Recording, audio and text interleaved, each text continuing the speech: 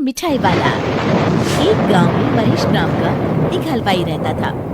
उसकी दुकान दूर दूर तक मशहूर थी। आसपास के सभी गांव वाले महेश की दुकान से ही मिठाई लेते थे। भाई मजा आ गया, क्या लजीज रबड़ी है। ये लड्डू भी लीजिए, शुद्ध देसी घी के हैं, आज ही बनकर आए हैं। लाओ भाई लाओ, 1 किलो लड्डू भी पैक कर दो। महेश का एक बेटा था रवि। रवि ने पढ़ाई छोड़ दी थी और वो दिन भर घर में ही बैठा रहता था। उठ बेटा रवि, आज मेरे साथ दुकान पर चल। मैं वहाँ क्या करूँगा पापा? अरे दुकानदारी सीख बेटा, आगे चलकर ये सब तुझे ही तो संभालना है। मुझे ये सब कुछ नहीं संभालना। मैं वीडियो गेम खेलूंगा, फिर दोस्तों के साथ बाहर जाऊंगा। हे भगवान, इसे थोड़ी अक्ल दे दो। ऐसे ही चलता रहा तो आगे न जाने इसका क्या होगा। महेश बड़बड़ाता हुआ दुकान चला जाता है। दुकान पर ओ घसीटाराम, मुझे थोड़े चक्कर आ रहे हैं, जरा पानी तो लाना। जी जी मालिक। सुन, मैं घर जा रहा हूँ, आज दुकान तू संभाल ले। जैसा आप कहे मालिक। महेश बिस्तर पर लेटा है। आपको बहुत तेज बुखार है, 1 हफ्ते बेड रेस्ट करनी होगी और ये दवाइयाँ लेनी होगी। हाय राम, ये क्या हो गया आपको? मैं तो 1 हफ्ते में ठीक हो जाऊंगा, पर दुकान कौन संभालेगा? आप फिक्र ना कीजिए जी, मैं रवि को समझाकर दुकान भेज दूंगी। आप बस जल्दी से अच्छे हो जाइए जी। अगले दिन रवि दुकान पर पहुंचता है। आइए आइए मालिक, मैं आप ही का इंतजार कर रहा था।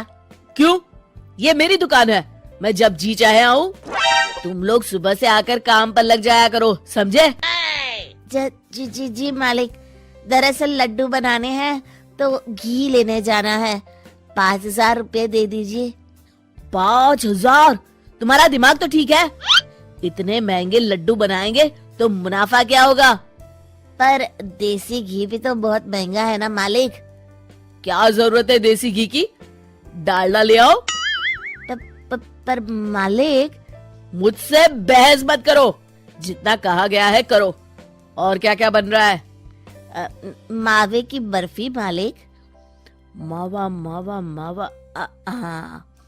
तभी उसकी नजर एक डब्बे पर पड़ती है। ये क्या है? ये रवा है मालिक। एक काम करो, हर 1 किलो मावा में 200 ग्राम रवा मिला दो। पर बर्फी का स्वाद बिगड़ जाएगा मालिक। जितना कहा है करो, अब जाओ यहाँ से। अगले दिन। क्या बात है रवि बाबू, आपके पापा दिखाई नहीं दे रहे? अब उनकी तबीयत खराब है। अच्छा भाई अच्छा। बस उन्हें ये बताना था कि वो आज आए नहीं तो उनकी मिठाई बड़ी बेस्वाद लग रही है। लेना है तो लो, वरना चलते बनो। अरे अरे अरे, ये कोई तरीका है ग्राहक से बात करने का? चलो भाई चलो, यहाँ से चलो। अगले दिन। भैया, कल जो मैं लड्डू ले गया था उनका स्वाद बड़ा बेकार लगा। महेश बाबू का नाम सुनकर बड़ी दूर से आया था। 200 रुपये में इससे अच्छा और क्या मिलेगा? सुबह सुबह मनहूस बातें मत करो। कुछ लेना है तो लो, वरना फूटो यहाँ से। रवि के इस व्यवहार के चलते 2-4 दिनों में ही ग्राहकों का आना कम हो जाता है। मैंने तो सोचा था कि कम पूंजी में ज्यादा मुनाफा होगा, पर यहाँ तो घाटा हो रहा है। आखिर चक्कर क्या है? लगता है ये दुकानदारी मेरे बस की नहीं। महेश ठीक होकर दुकान लौटता है तो घसीटाराम उसे सब कुछ बताता है। हे भगवान, इसने तो मेरी सालों की मेहनत पर पानी फेर दिया। अब क्या करेंगे मालिक? कुछ नहीं, सबसे पहले तुम पहले की तरह शुद्ध और अच्छी मिठाइयाँ बनाओ और मुझे गांव के उन सब लोगों के नाम बताओ जिनसे रवि ने बदतमीजी की। रवि, कल सुबह दुकान पर आ जाना, बहुत जरूरी काम है। मुझे नहीं आना, मैंने 1 हफ्ता दुकान संभाल ली है, अब संभालो आप। दुकान तो तूने जैसे तैसे संभाल ली, पर सीखा कुछ नहीं। कल तुझे बहुत जरूरी सीख देनी है। रवि पैर पटकता हुआ बाहर चला जाता है। अगले दिन। ये ले ताजी शुद्ध मिठाइयाँ। मैं इतनी मिठाइयों का क्या करूं?